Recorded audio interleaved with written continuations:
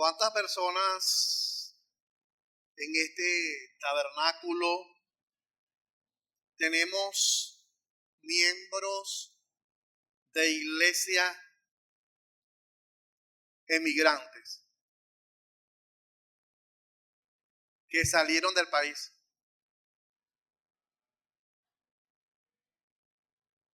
De las familias que están aquí, levanten la mano los que tienen familias que salieron del país.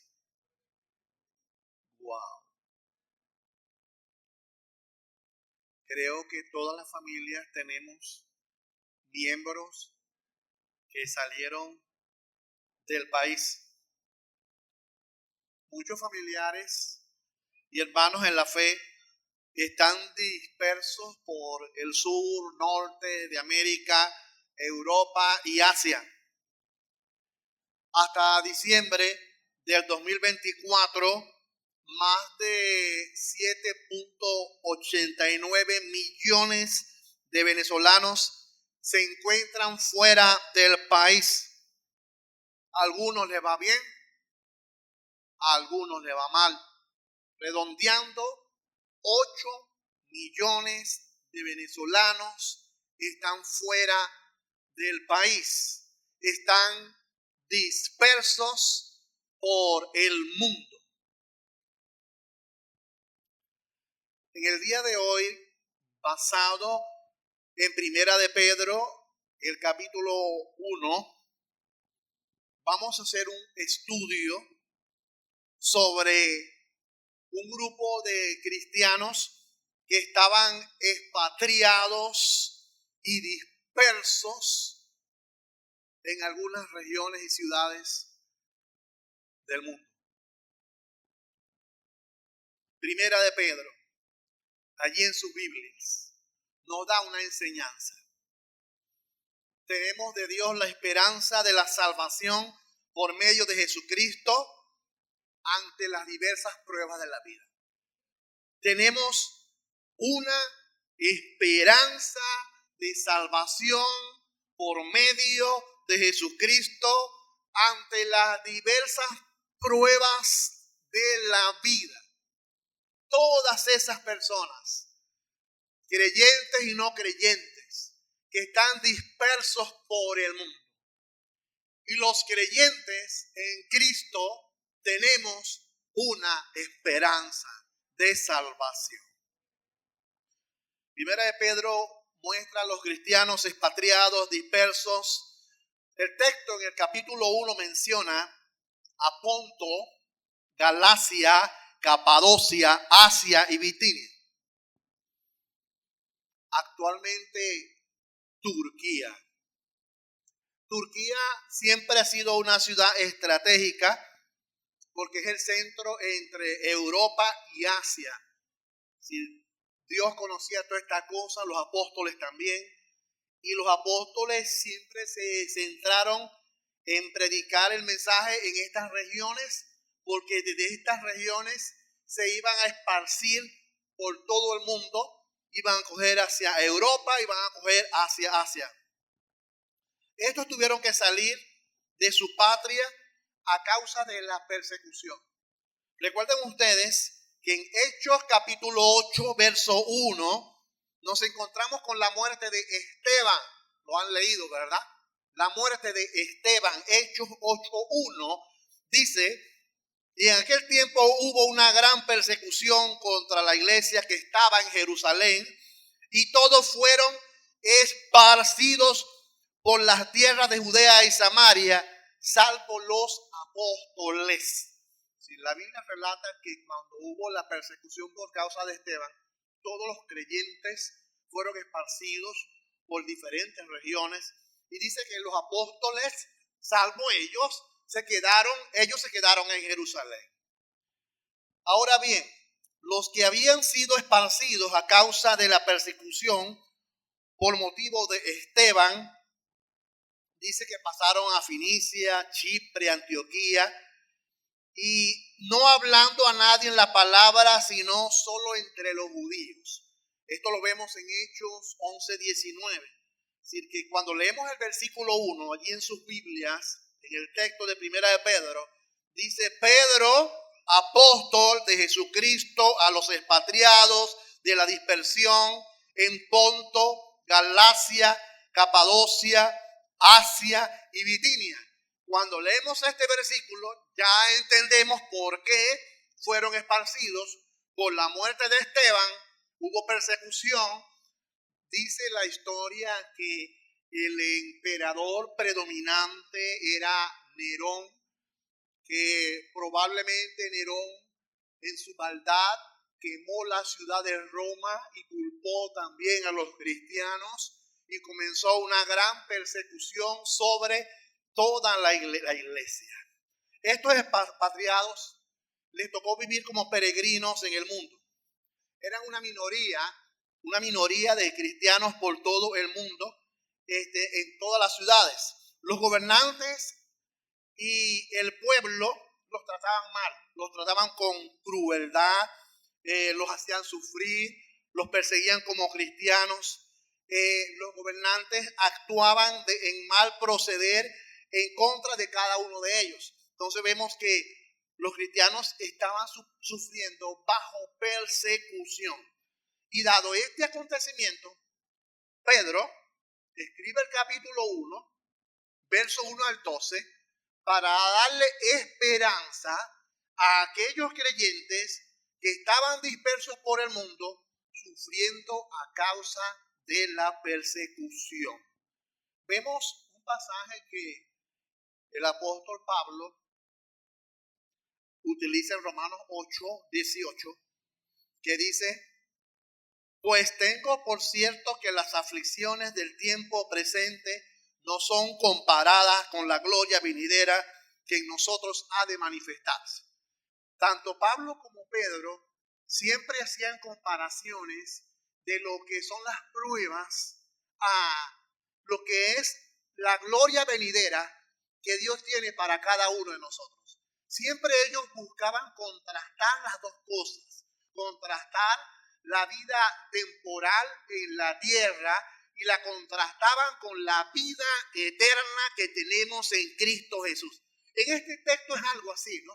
En este texto el apóstol Pedro quiere darle esperanza a la iglesia que estaba dispersa, como diciéndole: están sufriendo en las ciudades donde están, pero mantengan la esperanza que hay algo mejor que Dios les ha dado a los nacidos de nuevo. Entonces, en primer lugar, en el versículo 1 y en el versículo 2, siguiendo con el tema de la esperanza, con la esperanza en Jesucristo, tenemos el poder de la salvación por haber sido elegidos en las diferentes partes del mundo. Esta verdad está en el versículo 1 y en el versículo 2. En nuestra esperanza tenemos ese poder de la salvación en nosotros porque hemos sido elegidos en diferentes partes del mundo. Vamos a leerlo a ver si es cierto esta afirmación o no. Verso 1 y verso 2. El verso 1 dice: Pedro, apóstol de Jesucristo, los expatriados de la dispersación en Ponto, Galacia, Capadocia y en Bitinia. Y dice el verso 2, elegidos, ahí está la palabra, ¿lo ven conmigo? Siempre me gusta que lean porque yo me puedo equivocar, ¿oye? Siempre lean conmigo, ahí está el término, elegidos, la palabra elegidos, entre un grupo de personas, entre un grupo de humanos. Dios nos dice en su palabra, aunque esto le cuesta entenderlo a muchas personas, Dios eligió a personas para ser salvas. Dios eligió antes de la fundación del mundo. Dios es omnisciente. Dios es soberano. Como es soberano, conoce el pasado, el presente y el futuro. Nosotros no lo conocemos. Entendemos entonces la elección como algo de Dios. Dios sabe quiénes son los salvos al final de los tiempos. Dios sabe quiénes se van a salvar y quiénes se van a perder. Pero como nosotros no sabemos, nosotros tenemos que cumplir con la misión de la iglesia de ir y predicar el evangelio a todo el mundo. Y el que es elegido va a recibir la palabra y la va a aceptar. Y el que no es elegido no va a aceptar la palabra y se va a perder. Esto lo dice la Escritura. Para nuestra mente limitada o finita, al ser humano, aún algunos cristianos, les es difícil entender lo que es la elección. Entonces, la elección ha sido planificada según la presciencia de Dios. ¿Qué dice el verso 2? Elegido según la presciencia. Cuando hablamos de hablamos de previo. Cuando hablamos de ciencia, hablamos de conocimiento. O sea, Dios en su previo conocimiento nos ha elegido. Usted está aquí porque Dios lo ha elegido para la salvación. Y el que es elegido no se pierde porque ha sido escogido antes de la fundación del mundo. Entonces vemos que según su presciencia, Él nos ha elegido. Elegido según el designio de su voluntad, según el conocimiento previo, soberano de la Trinidad divina. En este texto vemos al Dios Padre manifestándose en la elección, vemos al Espíritu Santo en la santificación y vemos al Hijo en la redención. Este texto habla del conocimiento anticipado que Dios tiene de todas las cosas. Primera de Pedro, ahí mismo en sus Biblias, en el capítulo 1, en el verso 21, dice, destinados, ¿verdad?, antes de la fundación del mundo. O sea, 1 Pedro 1:21 habla de lo anticipado y textos paralelos que nos ayudan. Tenemos a Efesios 1:4 y Hechos 13:48. La Biblia dice, destinados desde antes de la fundación del mundo. Ya se los dije. Según nos escogió en él antes de la fundación del mundo. Correcto. Los gentiles oyendo esto se regocijaron y glorificaban a Dios o glorificaban la palabra del Señor y creyeron todos los que estaban ordenados para vida eterna. O sea, Hechos 13:48 también nos dice que había unos que estaban ordenados. Había un grupo que estaba ordenado para salvación y en Efesios nos dice que hubieron unos que fueron escogidos antes de la fundación del mundo. Entonces, la Biblia en otra parte nos dice lo que Pedro está diciendo aquí. Entonces, vemos que en la presencia hemos sido elegidos según el previo conocimiento de Dios. Ahora, la elección es ejecutada mediante la santificación del Espíritu. Siempre se habla de esto, santifica en el Espíritu o la santificación del Espíritu. Pero vamos a leer el texto. Dice la Biblia, en santificación del, ¿qué dice allí? Santificación del ¿quién? Santificación del Espíritu. O sea, ¿quién santifica la santificación en la vida del cristiano? ¿Quién la ejecuta? ¿Quién te santifica? El Espíritu Santo. Nosotros no podemos santificarnos con nuestro propio esfuerzo. Así como fuimos elegidos, así como somos salvos por gracia, también necesitamos de la ayuda del Espíritu Santo para vivir en santidad. Con nuestro propio esfuerzo humano no podemos hacer las cosas para agradar a Dios. Necesitamos comunión con Dios, comunión con su Espíritu Santo, para que el Espíritu Santo nos santifique a cada uno de nosotros. Entonces, santificación del Espíritu es acción otorgada únicamente por el Espíritu Santo en convertir en santo al hombre. ¿Qué es santificación? Dios te convierte en santo. Dice que el santo no es la imagen que las religiones han figurado en estatuas. Santo es usted, porque la Biblia dice que el Espíritu Santo te apartó para él. Entonces, separándonos del pecado, haciéndonos un creyente en Cristo, miembros del cuerpo de Cristo, la iglesia. Santificación es un proceso de en el pasado recibimos a Cristo. Dios obra para que recibamos a Cristo. En el presente, en el momento de creer en la vida cotidiana, mientras vamos viviendo la vida, Dios nos va ayudando a santificarnos con su Espíritu Santo. Y dice que en el porvenir nos va a transformar totalmente y vamos a ser transformados totalmente y vamos a ser perfectos. Es decir, que todo el proceso de santificación es del Espíritu. Dios es el que nos santifica a cada uno de nosotros. Entonces vemos esta gran verdad. Tito 3:5 dice, nos salvó, no por obras de justicia que nosotros hubiésemos hecho, sino por su misericordia, por el lavamiento de la regeneración, por la renovación del Espíritu, dice en Tito 3:5. Así que la obra de santificación es obra del Espíritu Santo.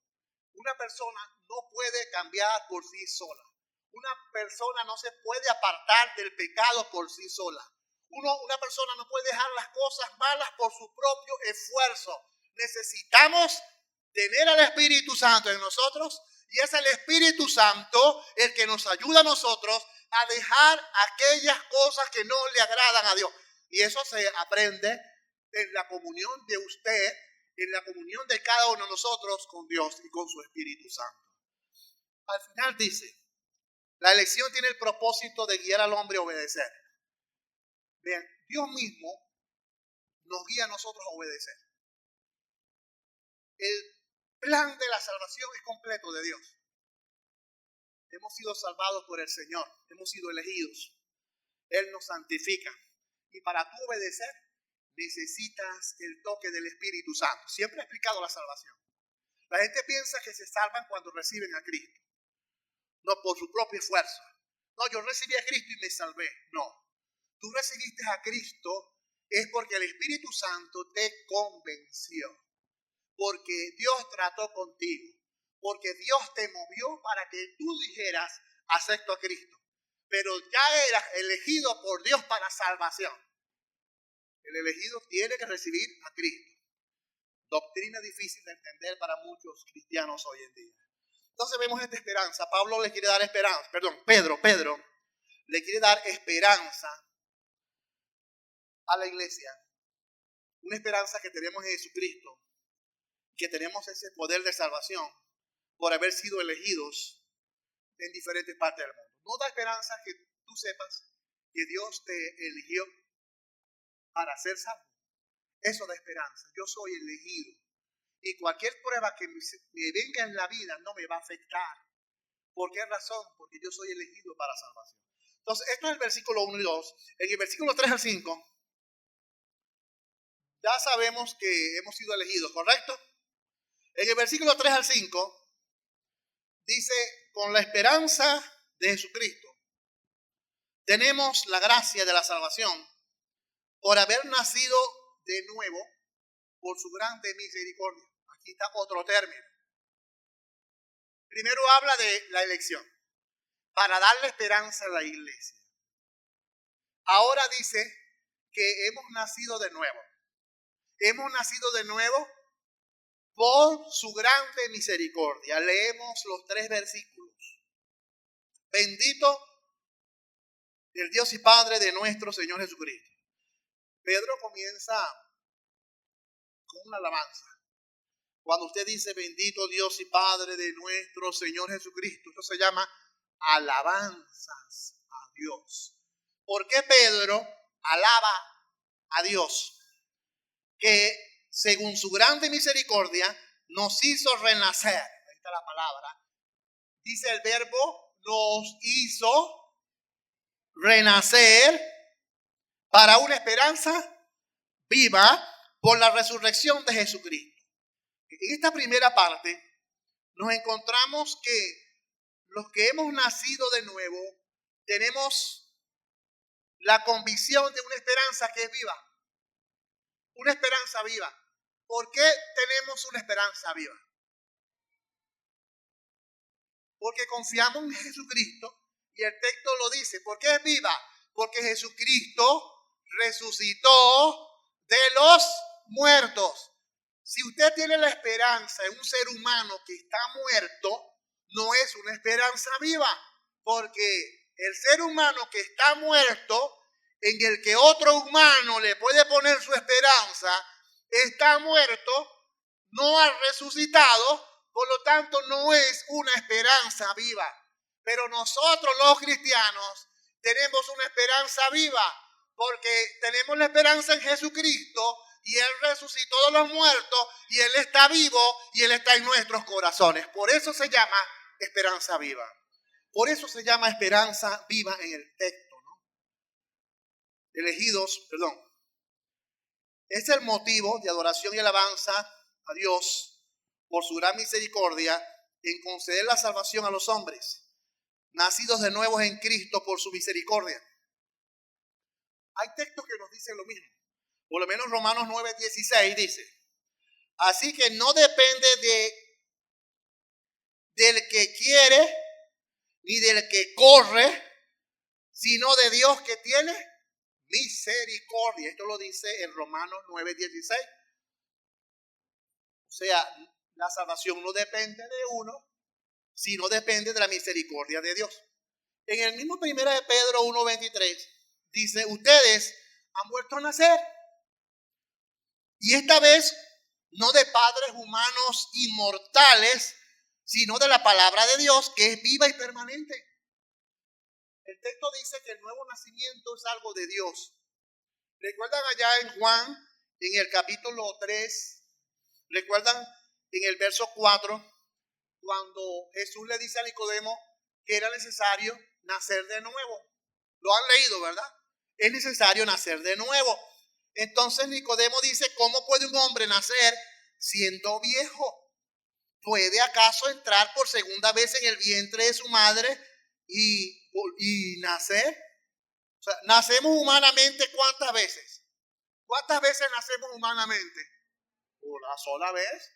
Nicodemo le estaba diciendo: ¿cómo puedo nacer otra vez? ¿Será que siendo un viejo me voy a meter otra vez en el vientre de mi madre y volver a nacer? Y entonces Jesús le dice: lo que nació de la carne, lo que nació humanamente, ya nació. Y lo que es nacido del Espíritu, Espíritu es. Así como nacemos una sola vez humanamente, existe el nacimiento en Cristo, es una sola vez. Cuando usted recibe a Cristo, porque lo toca el Espíritu Santo, porque Dios le habla, porque Dios trata con usted, porque usted es un elegido de Dios y usted recibe al Señor, usted nace de nuevo y es una sola vez y para siempre es que usted nace de nuevo. Si no nacemos varias veces, pregunto yo, ¿puede una persona que ha nacido, o usted puede desnacer y volver a nacer? ¿Puede usted agarrar y decir: no, nací en esta barriga de esta mujer, pero yo no quiero esta mujer como mamá, y entonces yo voy a quitarme este nacimiento y voy a meterme en otra madre, que es la que yo quiero que sea mi mamá, y vuelve a nacer? Eso es imposible. Lo que la Biblia habla del nuevo nacimiento es que en Cristo nacemos una sola vez y para siempre. Hay gente que dice: no, él es evangélico, pero se apartó, él tiene que volver a nacer. No, no. El que nació, nació. El que nació en Cristo nació y permanece para siempre.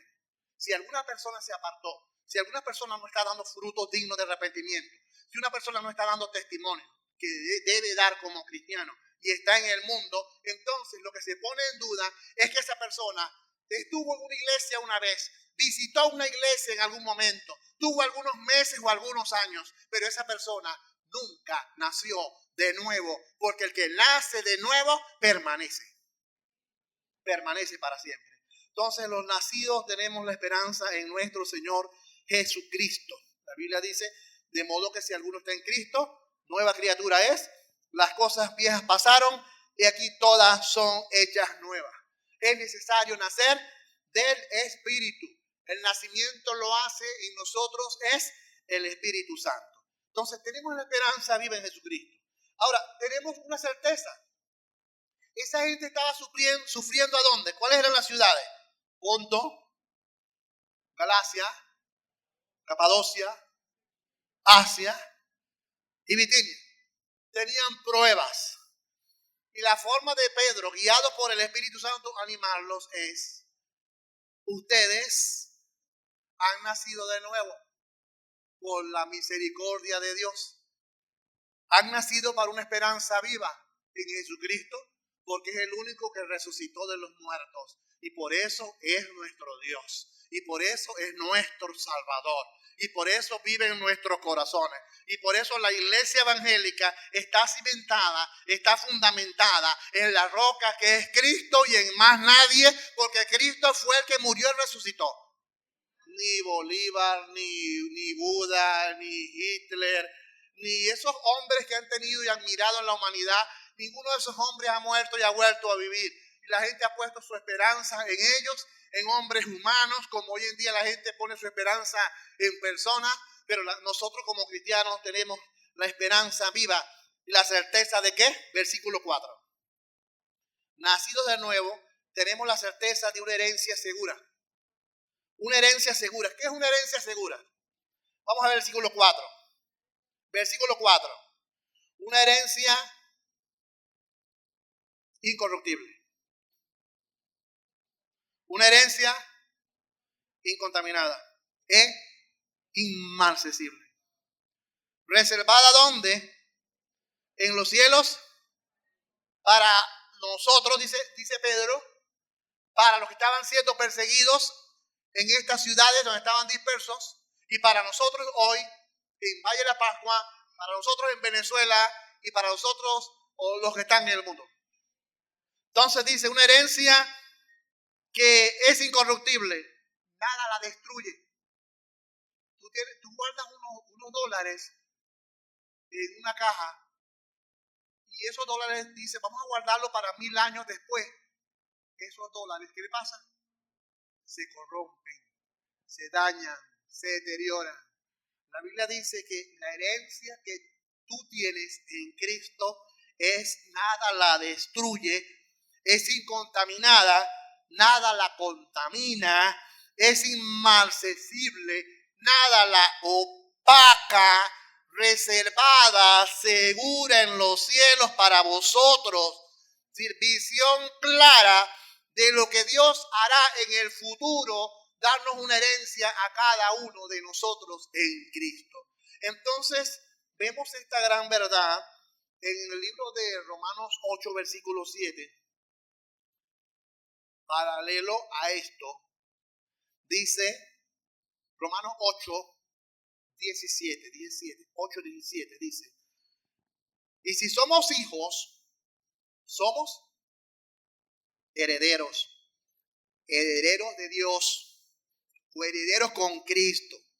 Pues si ahora sufrimos con Él, también tendremos parte con Él en gloria. En Gálatas 4:7 dice, así que ya no eres esclavo, sino hijo, y si hijo, también heredero de Dios por medio de Cristo.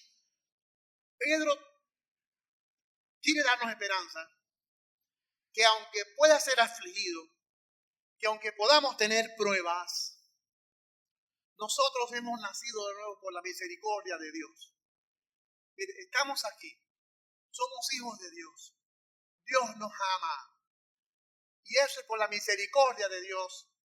Él te escogió, te eligió antes de la fundación del mundo. Él te ha hecho nacer. El nuevo nacimiento, yo no nazco solo. Imagínese usted un niño. Imagínese a alguien buscando nacer solo. ¿Usted ve a un niño nacer solo? No. El niño nace por obra de Dios. Los médicos ayudan. Aunque por ahí en las redes sociales, no sé si lo han visto, ¿verdad? Hay un niño que cuando nace, inmediatamente a lo que sale, está la mamá y están los médicos, inmediatamente busca los lados, cuando ve el celular y lo agarra y comienza a jurungar el celular, y la mamá sorprendida, los médicos sorprendidos, empieza a jurungar ese celular y luego va y busca en el celular cómo cortarse el cordón umbilical y ahí lo busca, está, una tijera, él mismo se corta el cordón umbilical y se baja corriendo y gatea y ve la computadora y ¡pum! Prende la computadora y entonces ahí busca otros datos y luego ya no gatea, se levanta y sale caminando y los médicos y la mamá quedan. Eso lo hacen las redes sociales, ¿no? Eso lo hacen las redes sociales. Pero en realidad el nuevo nacimiento espiritualmente es algo de Dios y una sola vez y para siempre. Versículo 5 dice, sois guardados por el poder de Dios mediante la fe para alcanzar la salvación que está preparada para ser manifestada en los tiempos postreros. Versículo 5. Nacidos de nuevo, tenemos seguridad de salvación. Hay personas que dicen que no, que se pierde la salvación, que si tú haces algo, pierdes tu salvación. Vean, decir que la salvación se pierde es no estudiar las Escrituras, es no estudiar la palabra de Dios. La palabra de Dios dice que cuando tú naces de nuevo, el texto que estamos leyendo en el 5 dice, sois guardados, o somos guardados. Somos guardados, dice, por el poder de Dios. O sea, tú has nacido de nuevo, ¿correcto? Y el que nació de nuevo, ¿qué pasa? ¿Es guardado por quién? Por el poder de Dios. Si el texto dice que el poder de Dios te guarda y tú dices que te puedes descarriar y te puedes perder, estás diciendo que Dios no tiene poder. Porque el texto dice que Dios nos guarda, dice la Escritura, Dios nos guarda ¿con qué? Con su poder. Guardados por el poder de Dios. Un versículo paralelo a este, ubíquenlo, Judas 24. ¿Qué dice Judas 24? Y aquel que es poderoso para guardaros sin caída y presentaros sin mancha delante de su gloria con gran alegría. Al único y sabio Dios, sea gloria y majestad, imperio y potencia. Así termina. Este es un canto también, algunos se canta por allí ese canto. Pero dice el texto, aquel que es poderoso. ¿Ustedes creen que Dios es poderoso? Y si Dios es poderoso, dice la Escritura que Él es poderoso para guardarnos sin caída. Y no solamente guardarte sin caída, sino presentarte delante de su gloria con gran alegría.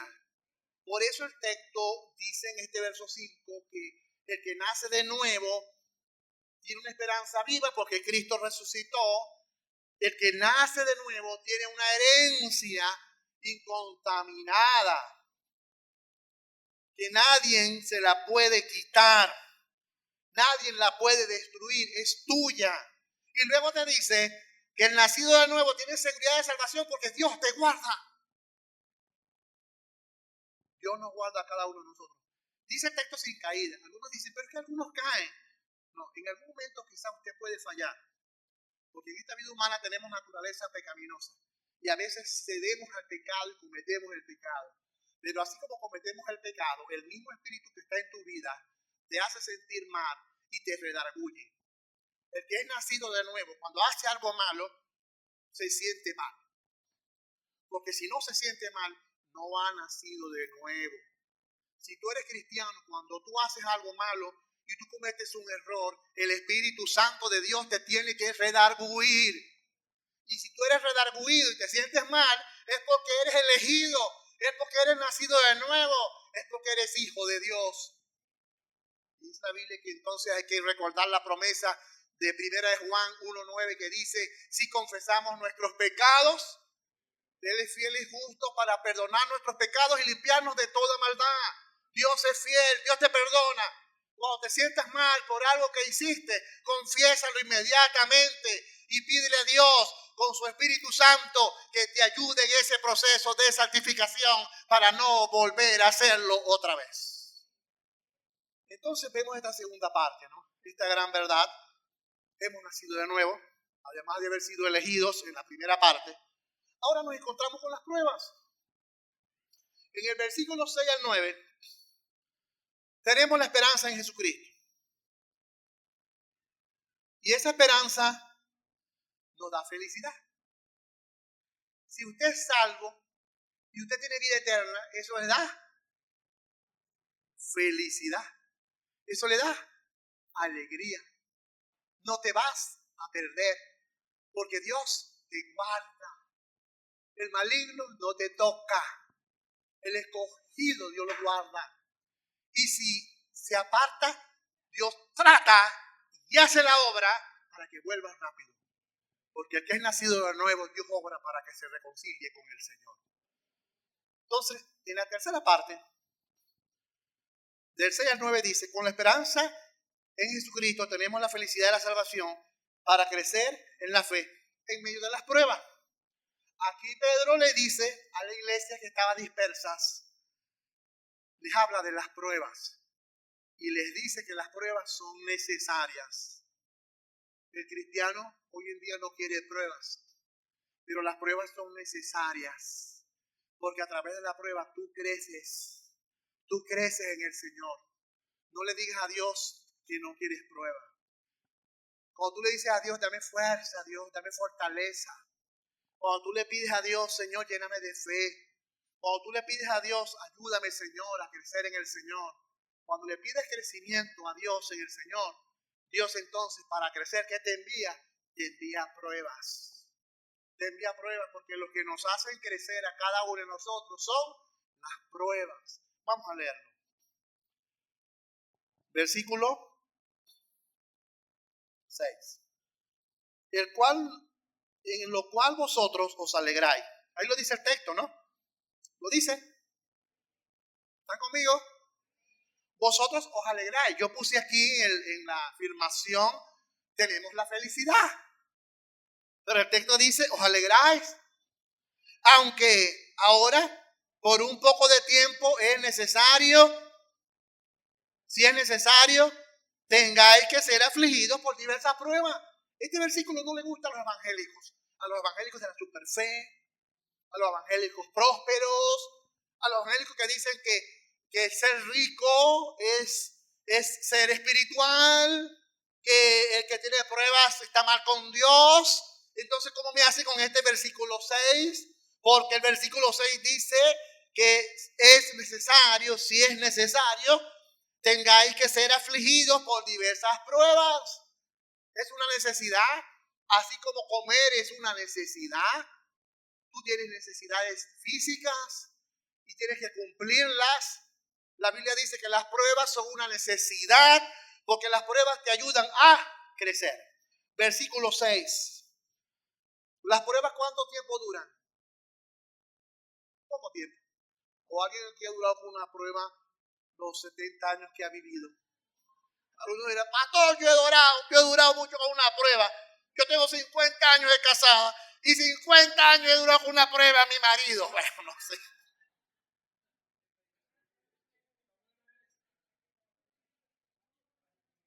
Las pruebas duran poco tiempo. Las pruebas duran poco tiempo. Más la alegría. ¿Qué es una alegría? Una emoción. Una emoción.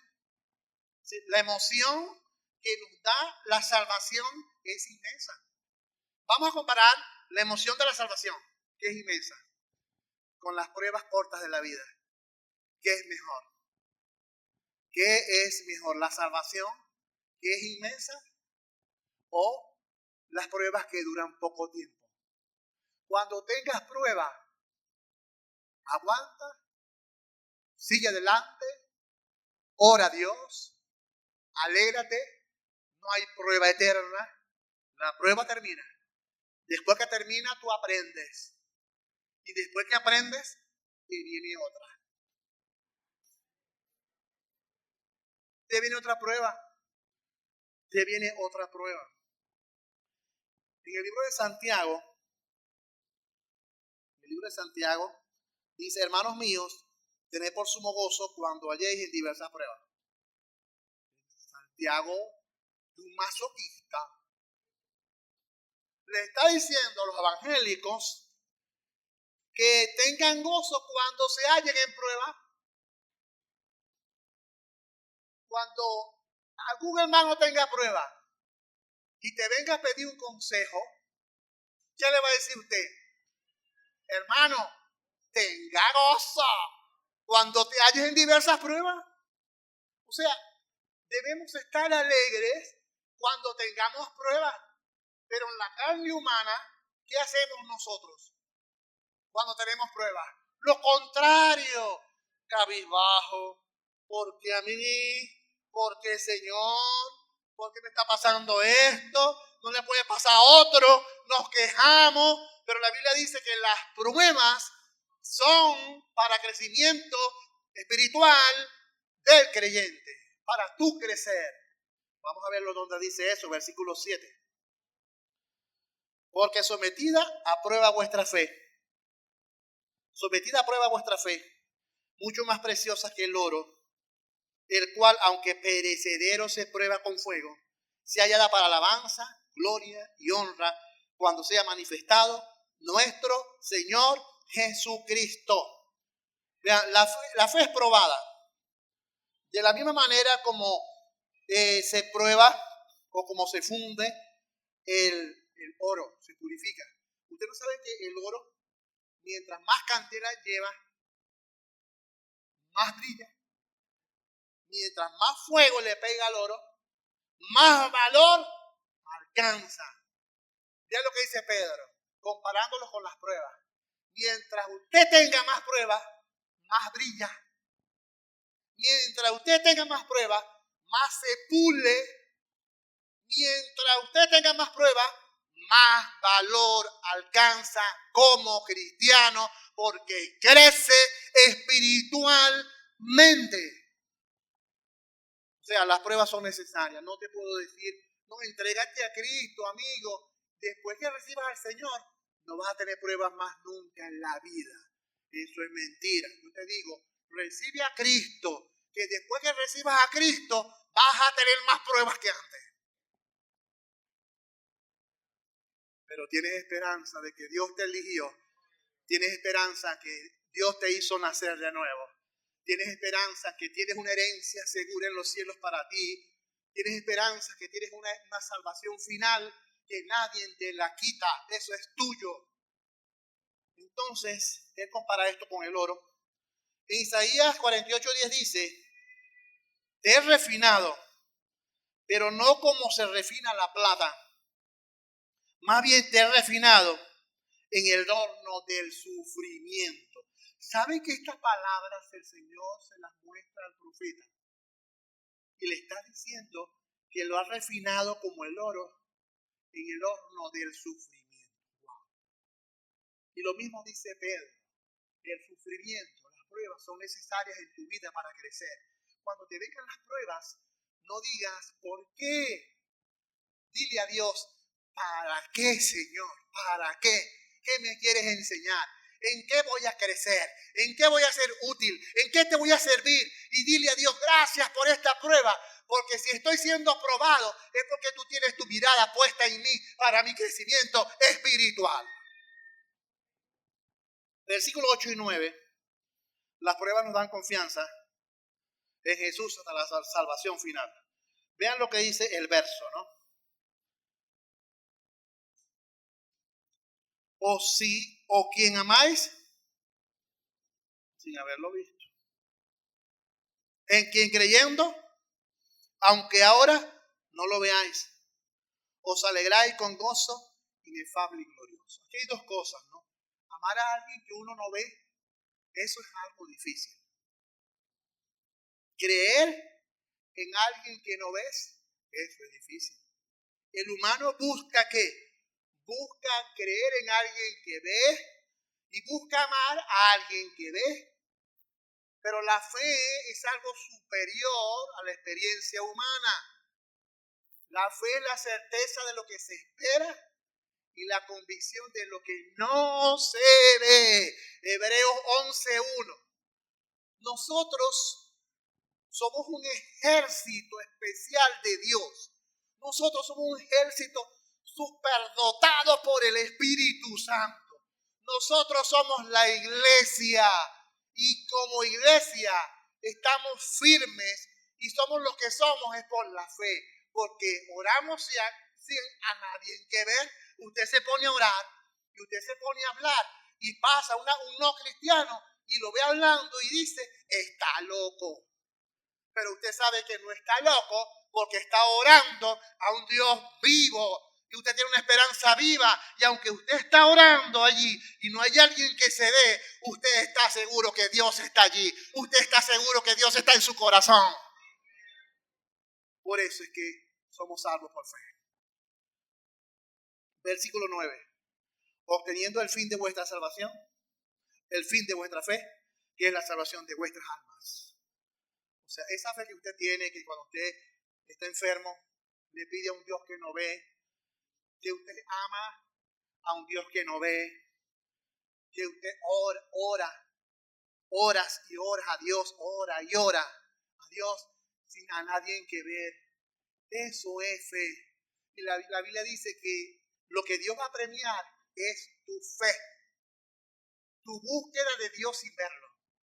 ¿Qué pasa con hoy en día los movimientos evangélicos? Los movimientos evangélicos tienen su fe cimentada en cosas que ver. La gente va a la iglesia si ve a gente que se cae al piso. La gente va a la iglesia si ve a alguien que salió brincando y saltando con unos movimientos raros. La gente va a la iglesia a ver que el pastor o el líder haga cosas extraordinarias para ver. El creyente que está buscando esas cosas en las iglesias, algo que ver, la Biblia dice que no entran los que el fin de la salvación de vuestras almas y nuestra fe. Aquí estamos nosotros, no tenemos imágenes en las paredes, nosotros estamos aquí, no está una foto aquí de Dios o un Cristo crucificado. Sin ver, nosotros estamos buscando a Dios. Y Dios dice que esa fe tuya va a ser recompensada, dice la Biblia, y es la salvación final de vuestras almas. Entonces, en esta tercera verdad, vamos a ser felices con nuestra salvación y vamos a crecer en la fe en las pruebas. Ya sabes que las pruebas son necesarias. Yo no puedo decir otra cosa. Usted va a tener pruebas. Usted va a tener dificultades. Usted va a tener aflicciones. Usted va a tener diferentes situaciones en la vida. Y más por ser cristiano.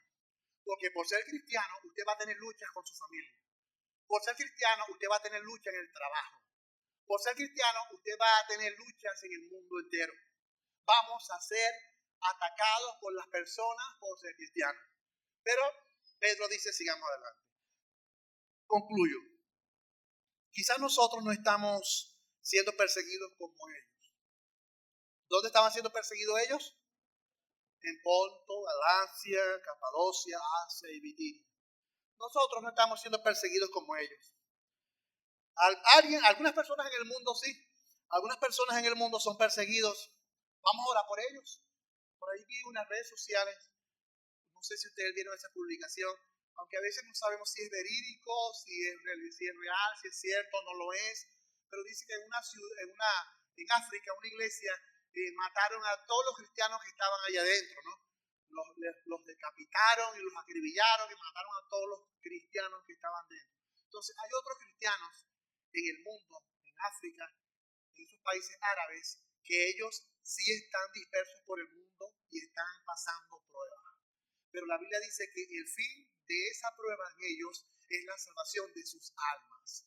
Ellos son elegidos, ellos son nacidos de nuevo, ellos son herederos de Dios por medio de Cristo y ellos van a participar de la salvación final. Y ellos están recibiendo pruebas para crecer en el Señor y para crecer en el Señor, esperando el día que sean resucitados de los muertos. Y eso es un privilegio que Dios nos escogió para salvación, dice la última parte. Entonces, ¿qué hacemos nosotros? Perdón, oremos por ellos. Nosotros debemos vivir las pruebas por ser cristianos. Todos tenemos pruebas, pero pruebas por ser cristiano. No pruebas por hacer lo malo. Porque si usted comete un hecho de soborno y lo meten preso, no va a decir usted, oren por mi iglesia, aquí sufriendo por ser cristiano. No. Si usted sufre porque está haciendo lo malo, no es merecedor de recompensas. Pero si usted padece y sufre por ser cristiano, dé gloria a Dios porque va a ser recompensado por el Señor. La iglesia puede ser afligida por una incorrecta administración de los gobernantes de un país. Como cristianos, no debemos enfrentarnos ni aliarnos a sus malas intenciones. Hay que estar quietos, procurando el bien de la nación, sometiéndonos a las autoridades. De repente, en países del mundo, o quizás en nuestro país, El cristiano en algún momento le va a tocar padecer y sufrir por causa de los gobiernos.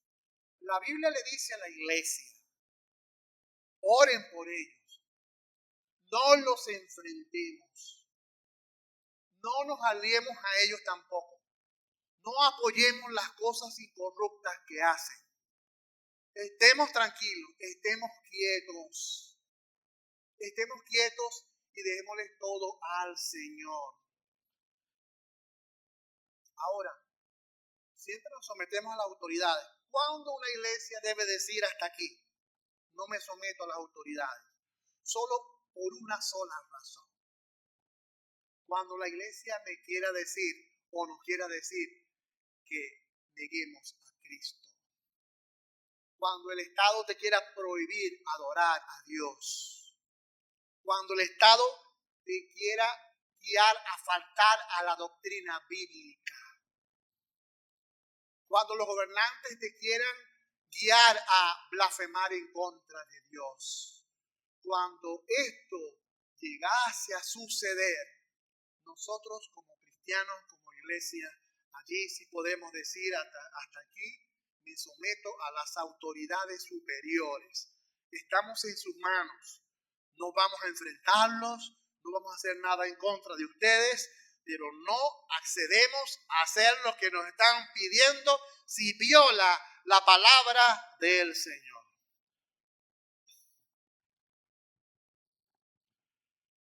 En el país en algún momento vamos a experimentar situaciones difíciles por parte de las autoridades, no cristianos. ¿Qué dice la Biblia? Vamos a mantenernos firmes en la fe y en la esperanza como nuevas criaturas que somos en Cristo, de que pertenecemos al cielo, que nuestra ciudadanía está en el cielo y que mejores bendiciones tenemos de parte de Dios en la gloria venidera. ¿Para qué tanto afán en esta vida? ¿Cuánto vas a vivir tú? ¿1000 años? ¿969 como Matusalén? No, eso no es cierto. El tiempo que vivimos en la tierra es el tiempo corto que Dios ha terminado para cada uno de nosotros y no lo sabemos. Entonces busquemos agradar a Dios sobre todas las cosas, manteniendo siempre nuestra esperanza en el Señor. ¿Qué hacer con los inmigrantes? ¿Qué hacer con nuestros familiares que están fuera? Los que son cristianos. Vamos a compartir este mensaje con ellos. Vamos a compartir la palabra de Dios. Vamos a decirle, hermano, aunque estás padeciendo ya en el país donde te encuentras y estás viviendo momentos difíciles, mantén tu esperanza en Jesucristo, porque por medio de Jesucristo tú tienes la salvación de tu alma. Ten esperanza porque pase lo que pase, tú has sido elegido antes de la fundación del mundo. Ten esperanza porque es Dios el que te ha hecho nacer de nuevo en Cristo. Ten esperanza porque tienes una herencia incontaminada que Dios te ha dado en Cristo y es tuya en los cielos y nadie te la quita. Ten confianza porque Dios nos promete una transformación final de todas las cosas, donde seremos transformados y dice la Biblia que seremos semejantes a Cristo y vamos a alabar a Dios por siempre y siempre. Entonces, transmitamos esa esperanza cuando prediquemos. No le hablemos a la gente, no, aquí en Venezuela está la cosa mal. Estos gobernantes ya no podemos con ellos. Y lloramos y nada pasa. Ay, ayúdenos. Ay, envíenos una ayudita. ¡Qué tanta queja! Ustedes, nosotros aquí como cristianos tenemos que darle esperanzas a ellos por la palabra del Señor. Y bueno, los pastores no nos quedamos atrás. Los pastores también debemos mantener la esperanza en la salvación en medio de los momentos difíciles, porque los pastores también, todos los pastores, viven momentos difíciles en las iglesias que pastorean. Todos los pastores tienen momentos de situaciones fuertes, de rechazos en las iglesias donde están. Todos los pastores viven momentos fuertes donde ellos están. Gracias a Dios que yo aquí no. No, verdadita. Aquí tengo yo la esperanza en Cristo. Y yo los amo a todos ustedes y todos ustedes me aman a mí. Entonces tenemos la esperanza, ¿verdad?, en Cristo en medio de todas las cosas. Este texto son 12 versículos. Yo me imagino a Pedro con el pergamino y y la pluma para escribir. Y la gente en esas ciudades le estaban diciendo, Pedro, ayúdanos, Pedro, ¿qué hacemos? Nos están persiguiendo, nos están matando, Pedro. Y en estas 5 ciudades estaban ellos persiguiéndolos y por ser cristianos y maltratándolos. Y Pedro tratando de ver qué le escribo yo a esta gente para ayudarlos. Y entonces a Pedro lo que se le ocurre decirles es, bueno, hablarles de la esperanza, de la salvación, que es por medio de Cristo, que aunque tengamos pruebas de la vida, somos salvos. No importa lo que vivas en esta vida, ya tú eres elegido antes de la fundación del mundo. Dios te ha hecho renacer para una esperanza viva. La esperanza viva es Cristo. Tenemos una herencia que es nuestra, que es la herencia que el Señor nos ha dado. Tenemos una herencia en el reino de los cielos para cada uno de nosotros. Y al final dice que seremos transformados y seremos más hermosos de lo que somos ahora. Porque el Señor nos transformará y nos va a hacer perfectos y sin pecado. Qué bello texto, 12 versículos para transmitir esperanza a una iglesia que estaba sufriendo dispersa. Y hoy nos da esperanza a nosotros. No te dice que no vas a tener pruebas. La Biblia te dice es necesario. Vas a tener pruebas. Pero alégrate. Cada vez que tú tienes pruebas es porque Dios tiene tu mirada puesta en ti. Cada vez que tienes pruebas es porque Dios te va a hacer crecer en el Señor cada día más y más. Gracias a Dios por las pruebas y recibámoslas con gozo y recibamos con alegría. Pero tengamos pruebas por hacer el bien, por servirle a Cristo. No busques tener pruebas por hacer cosas malas, porque el hacer pruebas por hacer cosas malas no está en los planes de Dios. El que hace cosas malas eres tú y eso no va a ser recompensado. Pero si tú sufres por ser cristiano, gloria a Dios, vas a ser recompensado y que Dios nos siga bendiciendo a todos cada día más y más. Dios les bendiga.